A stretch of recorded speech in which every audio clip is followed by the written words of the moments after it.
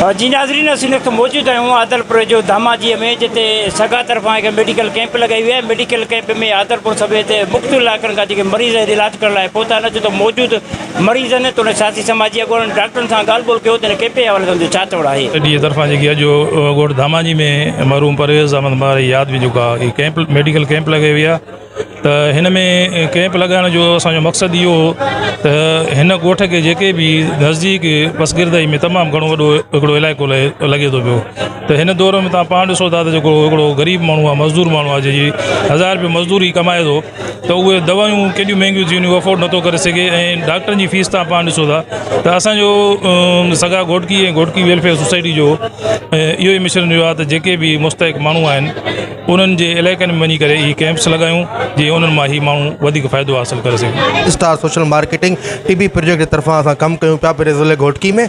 असांजो कमु आहे टीबी जे जेका आहे सो पेशेंट खे डायग्नोज़ करणु ऐं उन्हनि खे मुफ़्त 6 महीना जी ट्रीटमेंट इलाज ॾियणु। अॼु जी जेका कैंप लॻी आहे, हिकु रोज़ा कैंप लॻी आहे, उनमें असां टीबी जो टेस्टां करे रहिया आहियूं, जंहिंजी असां टेस्ट जीन एक्सपर्ट बलगम जी टेस्ट थींदी आहे, जीन एक्सपर्ट जेका आया ख़ान चुगताई 7 खां 8000 रुपया वठंदी आहे। असां पंहिंजे प्रोग्राम तरफ़ां पंहिंजे कम्यूनिटी खे, पंहिंजे माण्हुनि खे फ्री ऑफ कॉस्ट सां टेस्ट करायूं था, ऐं जेको बि पॉजिटिव केस निकिरंदो, पॉजिटिव केस ईंदो, असांजे प्रोग्राम तरफ़ां उन्हनि खे 6 महीने जो इलाज भी मुफ़्त में मिलंदो। जनरल कैंप जेको आहे उनमें अखियुनि वारा डॉक्टर भी जेके आहिनि, जनरल पेशेंट भी जेके मौजूदु आहिनि, जेके मुंदे जेको छाती जे हवाले सां पेशेंट काफ़ी आहिनि, जंहिंमें खंघि ज़ुकाम बुखार एलर्जी जा कुझु पेशेंट आया आहिनि। जेके तक़रीबन मुंदे पेशेंट जेके आहिनि 100+ थी चुका आहिनि, जंहिंमें जेके कुझु असां पेशेंट जेके टीबी जा भी सस्पेक्ट कढिया आहिनि, जेके शुगर ब्लड प्रेशर जा कुझु पेशेंट असां वटि हुया, जेके जंहिंखे ख़बर न हुई त असांखे शुगर आहे या ब्लड प्रेशर आहे या न आहे।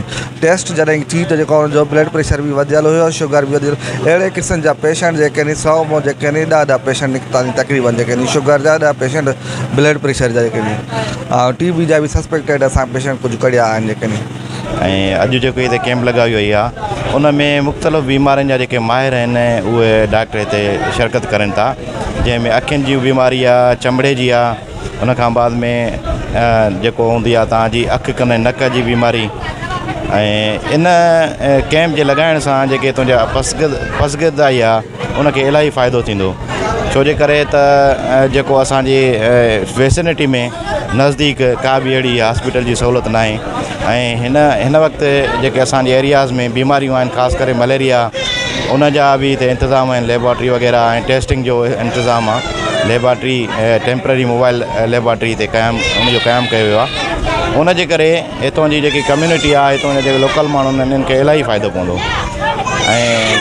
ऐं सगा जो हिकिड़ो प्लेटफॉर्म आहे जेको हमेशह जेके ॾोरां इलाइक़ा आहिनि उन्हनि में कैंप्स जो क़यामु वजूद में लाहे थो, उन सां कम्यूनिटी खे इलाही फ़ाइदो थो थिए। ही मेडिकल कैंप त बिल्कुलु लॻणु घुरिजनि, पर इन सां गॾु असांजो जेके बि हॉस्पिटल्स आहिनि उन्हनि खे अपग्रेड थियणु घुरिजे। असांजी जेकॾहिं 75,000 जी आबादी हुई त घोटकी में हिकिड़ी सिविल अस्पताल हुई। अॼु जेकॾहिं 3 लख खां असांजी आबादी वधी चुकी आहे, तॾहिं बि असांजी हिकिड़ी सिविल अस्पताल आहे। इन करे असांखे आबादी जे तनासुब सां हेल्थ फैसिलिटीज़ खे वधाइणो पवंदो, जीअं असांजो आम माण्हू उन मां लाभ हासिल करे सघे। बाक़ी ही कैंप्स असांजो आर्ज़ी आहिनि।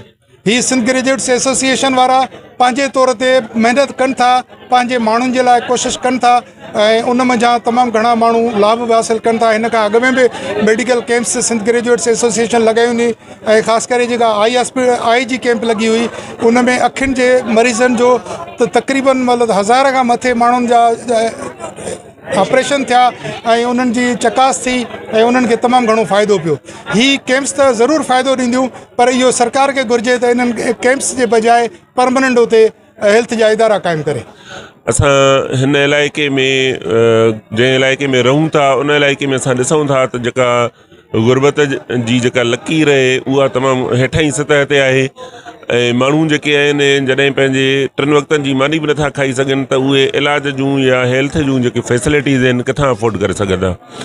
इन ई शइ खे मद्देनज़र रखंदे सगा जेको आहे उन्हनि इलाइक़नि में कैंपुनि जो सिलसिलो शुरू कयो आहे। जेके रिमोट एरियाज़ आहिनि, जेके पेते पयल इलाइक़ा आहिनि, जिते बिल्कुलु गुरबत आहे, जिते माण्हुनि जी अफोर्डिंग पोज़ीशन न आहे, ऐं जिते अस्पतालूं बि न आहिनि, सरकारी अस्पतालूं, त उन हवाले सां असांजूं इलाही सारियूं कैंपूं लॻी चुकियूं आहिनि। अॼु असांजी धमाजी में जेका कैंप हई आहे, असांखे हितां जा जेके मुखैर दोस्त आहिनि, मुसरत महर, रांझण महर ऐं इंसाफ़ कादिर महर साहब ऐं ॿिया जेके दोस्त हितां जा आहिनि उन्हनि जे तवसत सां ई असां हीउ कैंप जेको आहे हई आहे।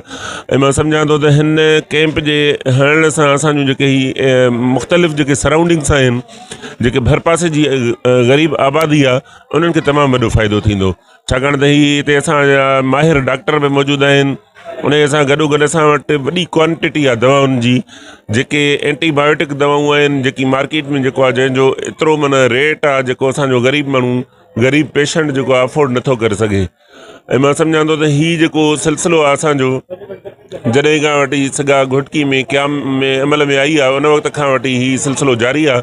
ऐं हीउ सिलसिलो असांजो ऑन गोइंग सिलसिलो आहे। जीअं असांजे chief guest Mushtaq Ahmad culvert साहब ॿुधायो त हीउ बेसिकली कमु हेल्थ सेक्टर जो आहे, गवर्नमेंट जो आहे, पर इहा उन्हनि जी नाकामी आहे त असां जहिड़ा जेके समाजी तंज़ीमूं आहिनि उन्हनि खे असां इहो कमु हथ में खणणो पए थो। ऐं मां उमेदु कयां थो त असांजा जेके मुखैर माण्हू आहिनि, दोस्त आहिनि, बाशऊर माण्हू आहिनि, उहे असां सां हर मोड़ ते साथ ॾींदा रहनि। हाणे ज़रूरत हिन ॻाल्हि जी आहे त अहिड़े क़िस्म जी फ्री मेडिकल कैंपूं सरकारी इदारनि सां गॾोगॾु मल्टीनेशनल कंपनियुनि खे बि अहिड़ियूं फ्री मेडिकल कैंपूं लॻणु खपनि, जंहिंमां ग़रीब ऐं मुस्तहिक़ ख़ानदान फ़ाइदो वठी सघनि। कैंप में 1657 मुख़्तलिफ़ बीमारी जे मरीज़नि जो मुआइनो कयो ऐं दवाऊं पिणु उन्हनि खे ॾिनियूं वयूं। कैमरामैन फ़कीर अब्दुरऊफ़ सुमरो सां गॾु माजिद अली कलवड़ो, टाइम न्यूज़, आदलपुर।